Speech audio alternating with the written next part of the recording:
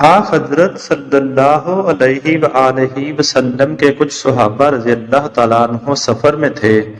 دوران سفر میں وہ عرب کے ایک قبیلے پر اترے۔ صحابہ نے چاہا کہ قبیلے والے انہیں اپنا مہمان بنا لیں، لیکن انہوں نے مہمانی نہیں کی بلکہ صاف انکار کر دیا۔ اتفاق سے اسی قبیلے کے سردار کو سانپ نے ڈس لیا۔ قبیلے والوں نے ہر طرح کی کوشش کر ڈالی، لیکن ان کا سردار اچھا نہ ہوا۔ ان کے کسی آدمی نے کہا کہ چلو ان لوگوں سے بھی پوچھیں جو یہاں آ کر اترے ہیں، ممکن ہے کوئی دم جاڑنے کی چیز ان کے پاس ہو۔ چنانچہ قبیلے والے ان کے پاس آئے اور کہا کہ بھائیو، ہمارے سردار کو سانپ نے ڈس لیا ہے۔ اس کے لیے ہم نے ہر قسم کی کوشش کر ڈالی، لیکن کچھ فائدہ نہ ہوا۔ کیا تمہارے پاس کوئی چیز دم کرنے کی ہے؟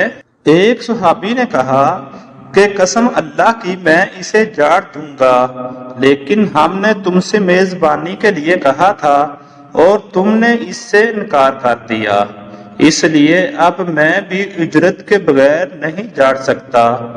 آخر بکریوں کے ایک گلے پر ان کا معاملہ طے ہوا۔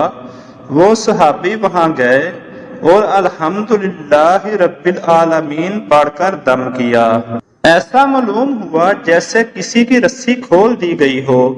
وہ سردار اٹھ کر چلنے لگا، تکلیف و درد کا نام و نشان بھی باقی نہیں تھا۔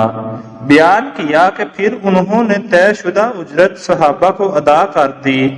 کسی نے کہا کہ اسے تقسیم کر لو، لیکن جنہوں نے جاڑا تھا وہ بولے کہ نبی کریم صلی اللہ علیہ وآلہ وسلم کی خدمت میں حاضر ہو کر پہلے ہم آپ سے اس کا ذکر کر لیں، اس کے بعد دیکھیں گے کہ آپ صلی اللہ علیہ وآلہ وسلم کیا حکم دیتے ہیں۔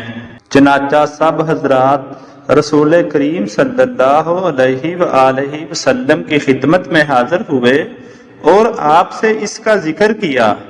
آپ نے فرمایا، یہ تم کو کیسے معلوم ہوا کہ سورۃ فاتحہ بھی ایک رقیہ ہے؟ اس کے بعد آپ نے فرمایا کہ تم نے ٹھیک کیا، اسے تقسیم کر لو اور ایک میرا حصہ بھی لگاؤ۔ یہ فرما کر رسول کریم صلی اللہ علیہ وآلہ وسلم ہنس پڑے۔